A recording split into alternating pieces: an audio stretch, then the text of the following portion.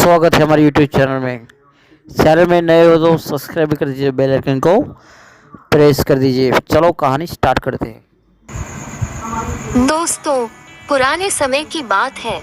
एक राजा था। वह बड़ा समझदार था और हर नई बात को जानने को इच्छुक रहता था। उसके महल के आंगन में एक बकौली का पेड़ था। रात को रोज नियम से एक पक्षी उस पेड़ पर आकर बैठता और रात के चारों पहरों के लिए अलग अलग 4 तरह की बातें कहा करता। पहले पहर में कहता, किस मुख दूध पिलाऊं, किस मुख दूध पिलाऊं। दूसरा पहर लगते बोलता, ऐसा कहूँ न दी, ऐसा कहूँ न दी। जब तीसरा पहर आता तो कहने लगता, अब हम करबू का, अब हम करबू का। जब चौथा पहर शुरू होता तो वह कहता, सब बम्मन मर जाएं, सब बम्मन मर जाएं। राजा रोज रात को जागकर पक्षी के मुख से चारों पहरों की 4 अलग अलग बातें सुनता। सोचता, पक्षी क्या कहता, पर उसकी समझ में कुछ न आता। राजा की चिंता बढ़ती गई। जब वह उसका अर्थ निकालने में असफल रहा तो हार कर उसने अपने पुरोहित को बुलाया। उसे सब हाल सुनाया और उससे पक्षी के प्रश्नों का उत्तर पूछा। पुरोहित भी एक साथ उत्तर नहीं दे सका। उसने कुछ समय की मोहलत मांगी और चिंता में डूबा हुआ घर चला आया। उसके सिर में राजा की पूछी गई चारों बातें बराबर चक्कर काटती रहीं। वह बहुतेरा सोचता पर उसे कोई जवाब न सूझता। अपने पति को हैरान देखकर ब्राह्मणी ने पूछा, तुम इतने परेशान क्यों दिखते हो? मुझे बताओ, बात क्या है? ब्राह्मण ने कहा, क्या बताऊं? एक बड़ी ही कठिन समस्या मेरे सामने आ खड़ी हुई है। राजा के महल का जो आंगन है, वहाँ रोज रात को एक पक्षी आता है और चारों पहरों में नित्य नियम से 4 अलग अलग बातें कहता है। राजा पक्षी की उन बातों का मतलब नहीं समझा तो उसने मुझसे उनका मतलब पूछा, पर पक्षी की पहेलियां मेरी समझ में भी नहीं आती। राजा को जाकर क्या जवाब दूं? बस इसी उधेड़ बुन में हूँ।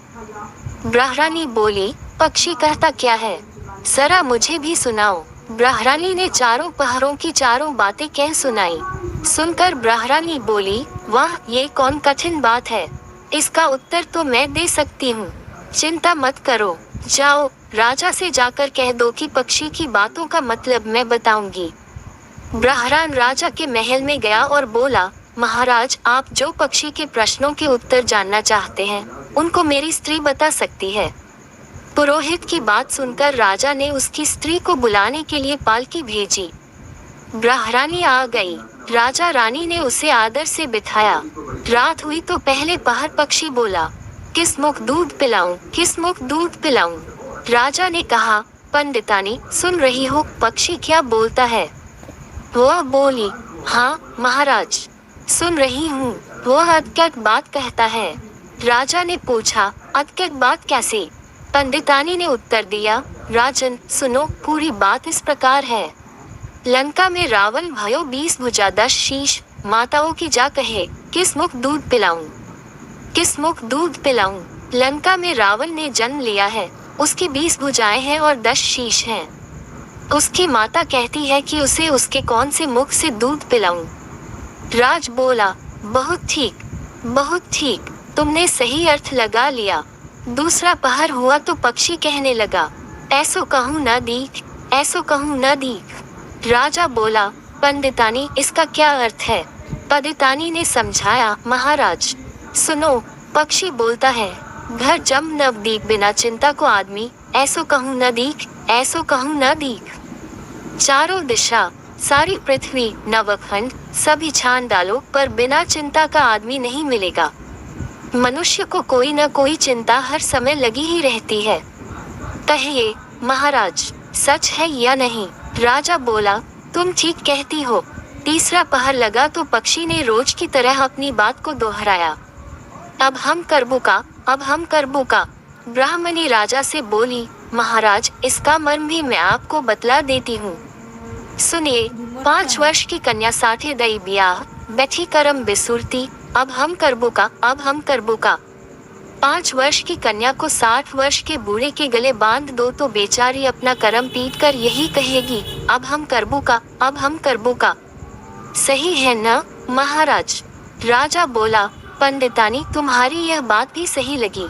चौथा पहर हुआ तो पक्षी ने चोंच खोली। सब बम्मन मर जाएं, सब बम्मन मर जाएं। तभी राजा ने ब्राह्मणी से कहा, सुनो पंडितानी, पक्षी जो कुछ कह रहा है, क्या वह उचित है? ब्राह्मणी मुस्काए और कहने लगी, महाराज, मैंने पहले ही कहा है कि पक्षी अज्ञात बात कहता है। वह तो ऐसे सब ब्राह्मणों के मरने की बात कहता है। विश्वासंगत जो करे, सुरा मांस जो खाएं, बिना सप्रे भोजन करें, वे सब बम्मन मर जाएं, वे सब बम्मन मर जाएं। जो ब्राह्मण वेश्या की संगति करते हैं, सुरा और मांस का सेवन करते हैं और बिना स्नान किए भोजन करते हैं, ऐसे सब ब्राह्मणों का मर जा ही उचित है। जब बोले, पक्षी का कहना ठीक है या नहीं? राजा ने कहा, तुम्हारी चारों बातें 52 तोला पौरत्ती ठीक लगी। तुम्हारी बुद्धि धन्य है। राजा रानी ने उसको बढ़िया कपड़े और गहने देकर मान सम्मान से विदा किया। अब पुरोहित का सम्मान दरबार में पहले से भी अधिक बढ़ गया था।